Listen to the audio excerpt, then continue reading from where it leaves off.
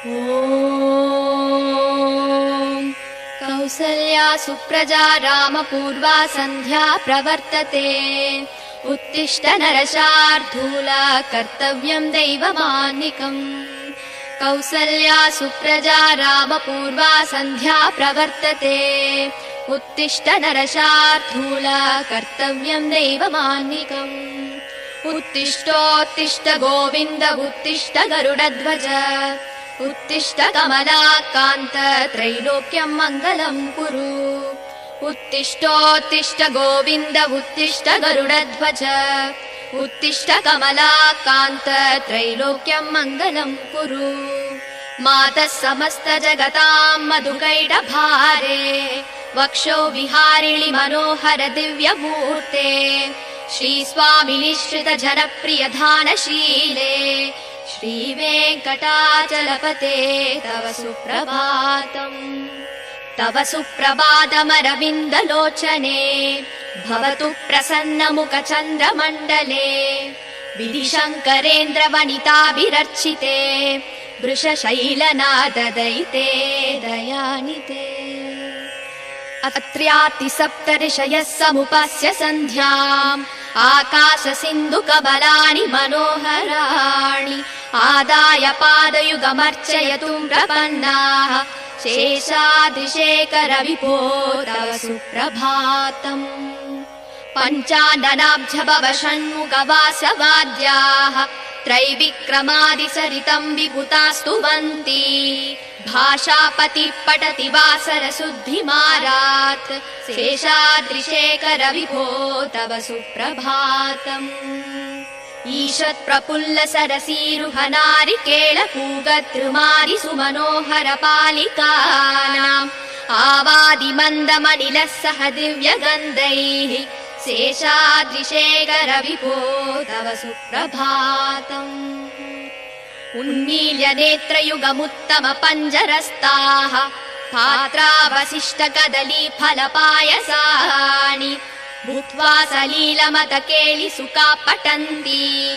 शेषाद्रिशेखर विभो तव सुप्रभातम्। तन्त्री प्रकर्ष मधुरस्वनया विपञ्च्या। गायत्यनन्त सरितं तव नारतोऽपि। भाषा समक्रम सकृत्कर साररम्यम्। शेषाद्रिशेखर विभो तव सुप्रभातम्। भृङ्गावली समकरन्तर सानुवित्त जङ्कार गीत निनदै सह सेवनाय। निर्यादुपान्त सरसी कमलोदरेभ्यः। शेषाद्रिशेखर विभो तव सुप्रभातम्। योषा गणेन वरदद्धि विमध्यमाने। गोशालयेषु दधि मन्दगतीव्रघोषाः। रोषा कलिम्बित ततेक कुपस्स कुम्भाः।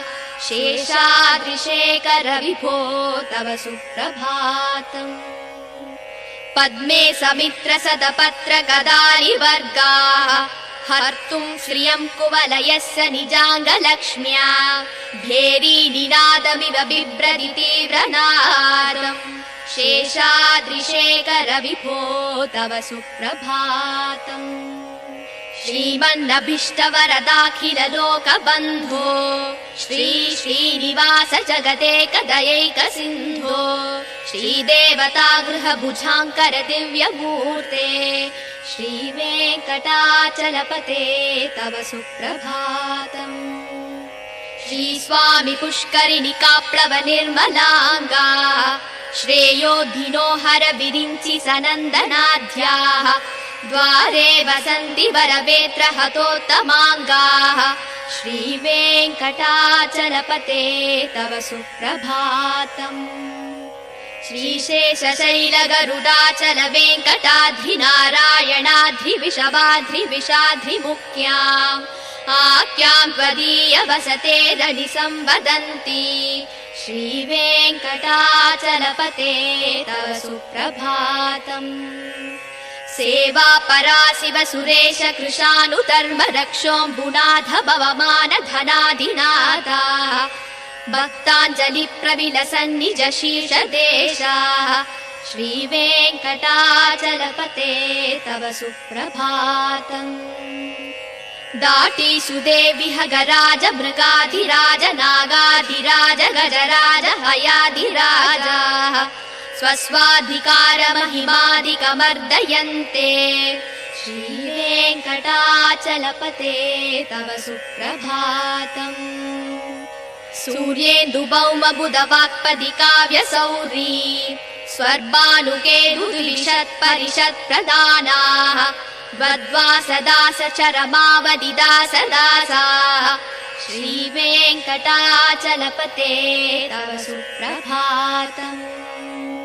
द्वत्पादधूलिपरितस्फुरितोत्तमाङ्गाः स्वर्गापवर्गनिरपेक्ष निजाङ्गराङ्गाः कल्पाकमाललनयाकुलतां लभन्ते श्रीवेङ्कटाचलपते तव सुप्रभातम्।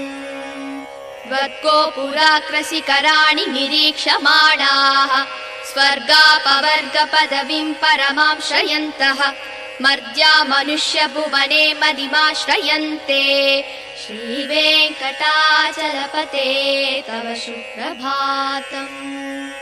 श्रीभूमिनायक दयादिगुणामृताब्धे देवादिदेव जगदेक शरण्यमूर्ते श्रीमन्दनन्द गरुडाधिभिरार्चिताङ्ग्रे श्रीवेङ्कटाचलपते तव सुप्रभातम्। श्रीपद्मनाभ पुरुषोत्तम वासुदेव वैकुण्ठ माधव जनार्दन चक्रपाणि श्रीवत्स सिंह शरणागत पारिजात श्रीवेङ्कटाचलपते तव सुप्रभातम्। कन्दर्पदर्पहर सुन्दर दिव्यमूर्ते कान्ताकुचाम्बुरुह गुड्मललोल दृष्टे कल्याण निर्मल गुणाकर दिव्य कीर्ते श्रीवेङ्कटाचलपते तव सुप्रभातम्। मीनाकृते कमलकोल नृसिंहवर्णिन् स्वामिन् परस्पत तपोधन रामचन्द्र शेषांस राम यदुनन्दन कल्किरूप श्रीवेङ्कटाचलपते तव सुप्रभातम्। एलालवङ्गघटसार सुकन्ति तीर्थम् दिव्यम् वियत्सरिति हेम घटेषु पूर्णम् धृत्वाद्य वैदिकसिकामणयः प्रहृष्टाः दिष्टन्ति वेङ्कटपते तव सुप्रभातम्। भास्वानुदे दिवि कचानि सरोरुहाणि सम्पूरयन्ति निनदैककुपो विहङ्गाः श्रीवैष्णवा सततमर्तितमङ्गलास्ते तामाश्रयन्ति तव वेङ्कट सुप्रभातम्। ब्रह्मादयः सुरवराः समहर्षयस्ते सन्तः सनन्दन मुखास्तव योगिवर्ग्याः तामान्तिके तव हि मङ्गलवस्तु हस्ताः श्रीवेङ्कटाचलपते तव सुप्रभातम्। लक्ष्मीनिवास निरवद्य गुणैक सिन्धो संसार सागर समुत्तरणैक सेतो वेदान्त वेद्य निज वैभव भक्त भोग्य श्रीवेङ्कटाचलपते तव सुप्रभातम्। इत्थम् वृषासलपतेरिह सुप्रभातम् ये मानवा प्रतिदिनम् पठितुम् प्रवृत्ताः तेषाम् प्रभात समये स्मृतिरङ्गभाजा प्रज्ञाम् प्ररार्थ सुलभाम् परमाम् प्रसूते।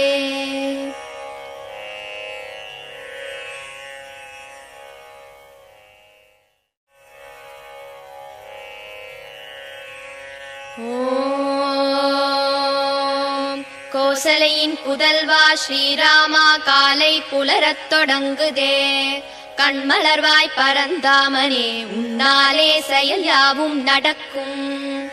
கோசலையின் புதல்வா ஸ்ரீராமா காலை புலரத் தொடங்குதே கண்மலர்வாய் பரந்தாமனே உன்னாலே செயல் யாவும் நடக்கும். கண்மலர்வாய் கண்மலர்வாய் கோவிந்தா கருட வாகனா கண்மலர்வாய் கமலா காந்தா பூவுலகம் நன்மைகள் பெற உலகேழும் போற்றும் திருவேங்கடபதியின் துணையே, மதுகைடவர் என்னும் சூரனை மாய்த்த தாயே, திருமாலின் மார்பில் திகழ்கின்ற தெய்வத்தாயே, ஸ்ரீ வெங்கடேசன் துணையே தவ சுப்பிரபாதம். அருள் வேண்டி உனை வணங்கி தொழுகின்ற அடியார்கள் குறை தீர்க்கும் கருணையோடு மனை எங்கிலும் நிறைந்திருப்பாய். மனம் கவரும் ஏழுமலை வாழும் திருவேங்கடமூர்த்தி, ஸ்ரீ வெங்கடேசன் துணையே தவ சுப்பிரபாதம். முழு நிலவு வதனம் கொண்டு மின்னும் கண்ணியே, சிவன் பிரம்மன் இந்திரன் முதலோர் தொழுதிடும் விருஷசைலநாதன் துணையே ஸ்ரீலக்ஷ்மியே.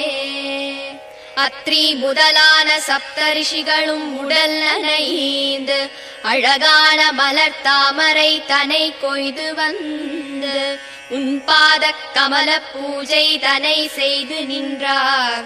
சேஷாத்ரி மலையோனே தவ சுப்பிரபாதம். சிவன் பிரம்மன் குஹன் இந்திரன் முதலான தெய்வம் எல்லாம் நீ உலகளந்த பெரும் லீலைகளை சொல்லி மகிழ்ந்தார். அமரர் குரு பஞ்சாங்கமும் பாடுகின்றார். பரிபூரணமாய் விளங்கும் பதியே தவ சுப்பிரபாதம். சற்றே மலர்ந்த எழில் தாமரை தென்னை பாக்கு பற்றி கிடந்த நறுமணங்களை எடுத்து கொண்டு இளந்தென்றல் குளிராக உனை காண வீசுகிறது. கமலக்கண் திறவாய் தவ சுப்பிரபாதம். கண்ணால் கண்டு உண்ணாத நல்கனி அமுதம் உண்ணாமல் உனை காண ஏங்கியே நிற்கிறது. கிளிகள் உன்னாமம் பாடியே மகிழ்ந்ததை போல பரிபூரணமான இறைவா தவ சுப்பிரபாதம். உன் வண்ணம் காட்டும் நீ செய்த பெரும் லீலைகள் எல்லாம் நாரதர் நயமுடன் வீணையில் இசை ஊட்டி நாரணன் முனை காண கானம் பாடுகிறார். சேஷாத்ரி மலைவாழ்பதியே தவ சுப்பிரபாதம். இரவெல்லாம் கமலமலர் தேனினை மகிழ்ந்துண்டு பூபால ஒளி கேட்டு சிறகினை அகல விரித்து கோபாலன் புகழ் பாடி திருவடியை தொழ வருதே. சப்தகிரி மலைவாழ் இறைவா தவ சுப்பிரபாதம். கோபியர் குடிசையிலே எழுகின்ற மத்தின் ஓசை, அவர்தம் கையில் கடைகின்ற பானையின் மற்றும் ஓசை, 8 திசைகளும் வந்து ஒலி கேட்கிறதே. பரிபூரணமாகிய பெருமானே தவ சுப்பிரபாதம். ஆதவன் காத்திடும் அழகு மலர் தாமரையின் மேனி கண்டு கருமேனி வண்டினம் மலர்களில் மேல் கர்ப்பம் கொண்டு சிறகினால் முரசொலித்து வலம் வருதே. சேஷாத்ரி மலைநாதா தவ சுப்பிரபாதம். தொழுவோர்க்கு அருள் யாவும் தருகின்ற அழகான நிதியே, நினைப்போர்க்கு நீங்காத செல்வமாய் வருகின்ற பதியே, ஸ்ரீதேவி உன்மார்பில் குடிகொண்டாள் திருமூர்த்தி, பரிபூரணமாகிய திருவே தவ சுப்பிரபாதம். அழகிய புஷ்கரிணி தீர்த்தத்தில் நீராடியதால் அயனும் அரணும் சப்தரிஷிகளும் மேனி தனை நீரில் கழுவி உன்னருள் வேண்டியே உன்வாசல் நிற்கிறார். திருவேங்கடத்து இறைவா தவ சுப்பிரபாதம். நீ வாழும் சேஷமலை கருடமலை வெங்கடமலை நாராயணமலை விருஷமலை வருஷபமலை என்றும் மலை நாமம் தனை பாடி முனிரிஷிகள் நிற்கிறார்கள். திருவேங்கடத்து இறைவா தவ சுப்பிரபாதம். சிவன் இந்திரன் அக்னி அஷ்டதிக் பாலகர்களும் நிற்கிறார்கள். பக்தியுடன் கரம் கூப்பி பணிவுடன் நிற்கிறார்கள். திருமுகம் தனை காண ஏங்கியே நிற்கிறார்கள். ஸ்ரீ வெங்கடாச்சலபதி தவ சுப்பிரபாதம். வாசல் படியிலே கருடனும் சிங்கமும் ஆதிசேஷனும் ஸ்ரீநாகராஜனும் கஜராஜனும் குதிரை அரசும் உனை காண ஒன்றோடு ஒன்று போட்டியிடுதே ஸ்ரீ வெங்கடாச்சலபதி தவ சுப்ரபாதம். சனி இந்திரன் புதன் சுக்கிரன் சூரியன் செவ்வாய் ராகு கேது எனும் கோள்கள் உன் வாசல் நிற்கிறார்கள், அடியார்கள் போல வந்து நிற்கிறார்கள் ஸ்ரீ வெங்கடாச்சலபதி தவ சுப்ரபாதம். நிகழ்கின்ற கலியின் வாழ்கின்ற நிலையைக் கண்டு நிழல் உந்தன் திருவடிதான் துணை என்று வரும் நாளில் முக்தியை தர வேண்டி திருப்பாதம் காண நிற்கிறார் ஸ்ரீ வெங்கடாச்சலபதி தவ சுப்ரபாதம். உயிர் வாழ சொர்க்கம் தரும் உன் திரு கோபுரத்தின் பொற்கலசம் தரும் ஒரு திவ்ய தரிசனத்தை கண்ட பின்பு அதை விட்டு உன்னை நாடிடும் அடியவர் இங்கே ஸ்ரீ வெங்கடாச்சலபதி தவ சுப்ரபாதம்.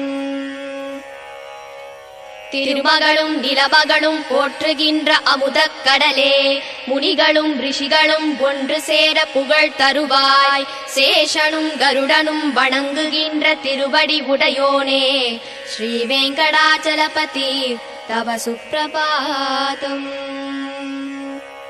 ஸ்ரீ பத்மநாப புருஷோத்தம வாசுதேவ வைகுண்ட மாதவ ஜனார்தன சக்கரதார ஸ்ரீ சக்கரம் ஏந்திய அருளும் பாரிஜாத ஸ்ரீ வெங்கடாச்சலபதி தவ சுப்ரபாதம்.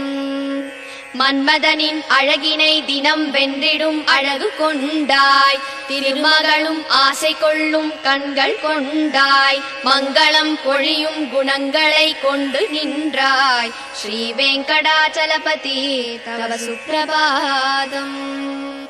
மீன் ஆமை வாமனாக வராகமாக சிம்மமாக முனி பரசுராமராக ரவிகுல பலராமனாக ஸ்ரீகிருஷ்ணன் என கல்கி என தோன்றிய தேவா ஸ்ரீ வெங்கடாச்சலபதி தவ சுப்ரபாதம்.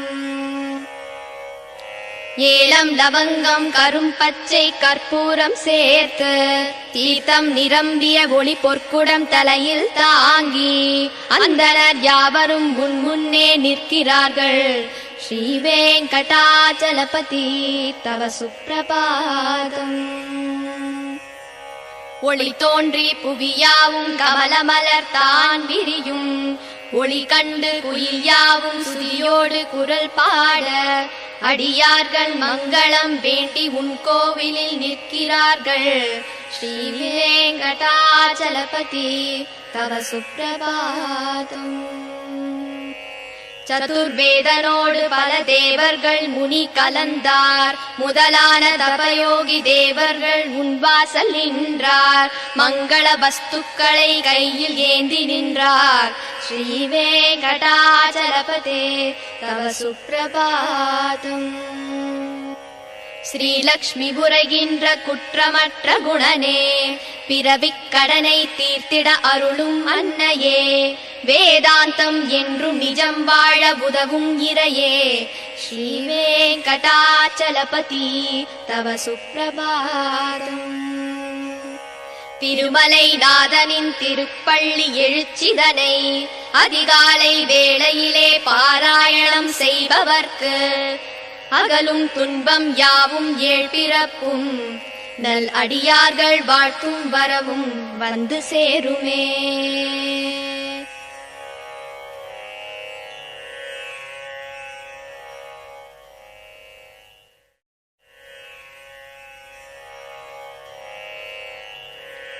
కమలాకుచ చూచుక కుంకుమతో నియతారుణితాతుల నీలతనో కమలాయతలోచన లోకపతే విజయీ భవ వెంకటశైలపతే. కమలాకుచ చూచుక కుంకుమతో నియతారుణితాతుల నీలతనో కమలాయతలోచన లోకపతే విజయీ భవ వెంకటశైలపతే. శశదుర్ముఖ షణ్ముఖ పంచముఖ ప్రముఖాఖిల దైవత మౌలిమనే चरणागतवत्सलसारनिधे परिपालय मां वृषशैलपते अधिवेलदयादव दुर्विषहैरनुवेलघृतैरपराधशतैः परितं स्वरितं वृषशैलपते परया कृपया परिपाहि हरे अधिवेङ्कटशैलमुदारमते जनताभिमतादिगतानरतात् परदेवदया गदितान्निगमैकमलादयितान्न परङ्कलये कलवेणुरवावस गोपवधूसदकोटिवृतात् स्मरकोटिसमात् प्रतिवल्लविकापि मदासु कदार्वसुदेवसुतान्न परङ्कलये अभिराम गुणाकरदासरते जगदेक धनुर्धर धीरमते रघुनायक राम रमेश विभो वरदो भवदेव दया जलते अवनीदनया कमनीयकरं रजनीकर चारुमुकाम्बुरुहम् रजनीचर राजदमो मिहिरं महनीयमहं रघुराममये सुमुहं सुहृदं सुलभं सुगदं स्वनुजं च सुगाय ममोघशरम् अबहाय रघूत्वहमन्यमहं न कथञ्चन कञ्चन जातु भजे विना वेङ्कटेशं ननातो ननाथ सदा वेङ्कटेशं स्मरामि स्मरामि हरे वेङ्कटेश प्रसीद प्रसीद प्रियं वेङ्कटेश प्रयच्छ प्रयच्छ अहं दूरदस्ते पदाम्बोजयुग्म प्रणामे च यागत्य सेवां करोमि सकृत्सेवया नित्यसेवाफलं त्वं प्रयच्छ प्रयच्छ प्रभो वेङ्कटेश अन्यानि नामया दोषानशेषान् विहितान् हरे क्षमस्वत्वं शेषशैलशिखामणे।